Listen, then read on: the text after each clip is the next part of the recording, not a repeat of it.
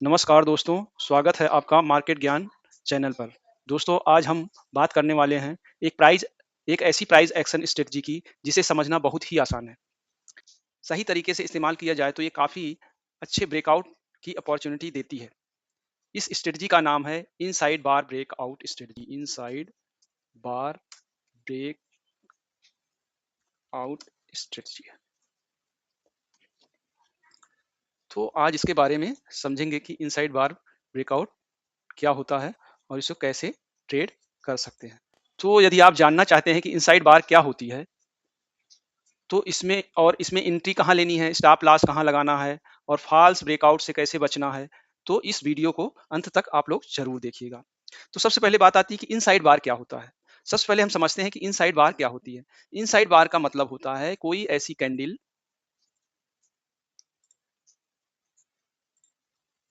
जिसके अंदर कोई कैंडल बनती है।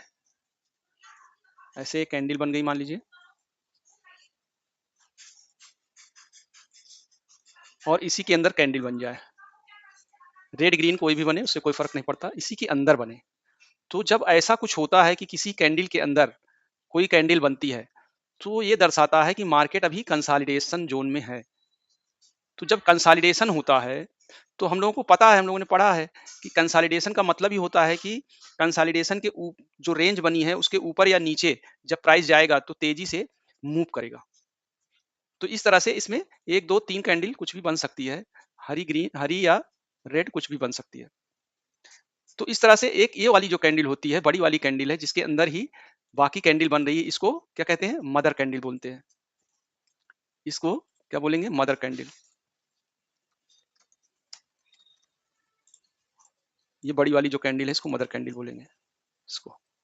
इसके बाद बनने वाली कैंडल जो होती है इसी के अंदर बनती है। इसके हाई, ये हाई, इसके मदर कैंडल के हाई और लो के ही अंदर जो कैंडल बनती है, और इसे इनसाइड बार कैंडल बोलते हैं, जो इसके अंदर कैंडल बन रही है।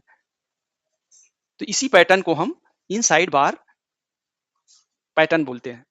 तो मदर कैंडल यानी एक बड़ी कैंडल और इनसाइड बार यानी उसके अंदर छोटी कैंडल बनी होना, ये बताता है कि मार्केट कुछ समय के लिए कंसोलिडेट कर रहा है और इस इनडिसीजन में है, और इसके बाद किसी दिशा में ऊपर या नीचे एक बड़ा मूवमेंट हो सकता है।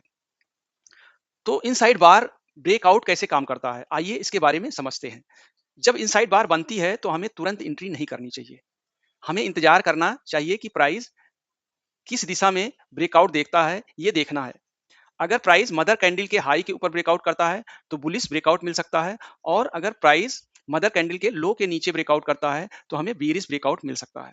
लेकिन यहाँ एक महत्वपूर्ण बात और ये है कि सिर्फ लेवल टूटने पर ट्रेड नहीं ले लेना है। यदि सिर्फ लेवल टूट गया, मान लीजिए ऊपर टूट गया या नीचे प्राइस चला गया, तो सिर्फ इतना ही देख के हमको ट्रेड नहीं लेना है, बल्कि हमको उस ब्रेकआउट का कंफर्मेशन लेना है। कंफर्मेशन जब मिल जाए तब हमें ट्रेड लेना है। जैसे कि मान लीजिए प्राइस जो है अप ट्रेंड में चल रहा है, जैसे कि मान लीजिए प्राइस अप ट्रेंड में चल रहा है, ऐसे ऐसे ऐसे, और ये एक ब्रेकआउट एरिया है। तो यहाँ पे मान लीजिए कि एक मदर कैंडल बन जाती है। ऐसे मदर कैंडल बन गई, और इसके अंदर एक यहाँ पे ऐसे कैंडल बन जाती, मान लीजिए इसी के अंदर बनती है, ध्यान रखना है। तो हमको वेट करना है कि प्राइस प्राइस जो है इसके ऊपर निकले। देखिए यहाँ पे क्या है, ये रेजिस्टेंस है, रेजिस्टेंस के पास जो है एक मदर कैंडल बन गई, मदर कैंडल के अंदर ये इनसाइड बार बन गया। अब जो है हमको वेट करना है कि प्राइस, ज्यादा संभावना क्या है, क्योंकि अप ट्रेंड में है प्राइस, तो ज्यादा संभावना है कि प्राइस ऊपर जाएगा।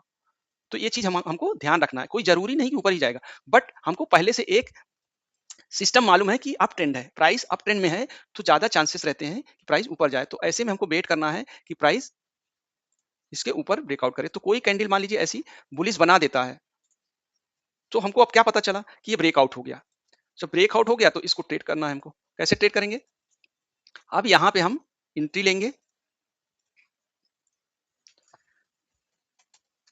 एंट्री लेंगे, और एसएल जो है, एसएल इसके नीचे भी लगता है। ये जो इनसाइड बार है उसके नीचे लगा सकते हैं एसएल। या फिर इसके नीचे लगा सकते हैं। तो कभी-कभी ये कैंडल बहुत ज़्यादा बड़ी हो जाती है। बड़ी हो जाती है तो फिर संभव नहीं होता कि कैंडल मतलब एसएल इसके नीचे लगाया जा सके। तो ऐसे में हमको इसके नीचे इनसाइड बार जो कैंडल है, उसके नीचे एसएल लगाना होता है। तो ऐसे हमको प्राइस को रीड करना है। यदि इनसाइड बार बनती है, तो हमें ऐसे ट्रेड करना है। तो लेकिन वेट करना है, ऐसा नहीं। अब कभी-कभी क्या होता है, ऐसे बनने के बाद ऐसे आ जाता है प्राइस।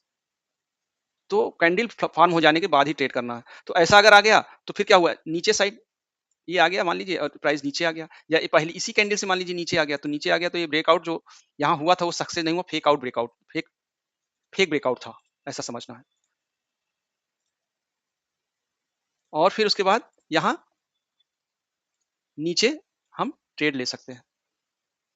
यहाँ से एंट्री फिर बना सकते हैं, क्योंकि यहाँ क्या हुआ, ब्रेकआउट फेल हो गया और यहाँ सेलर देखिए कितना हावी है।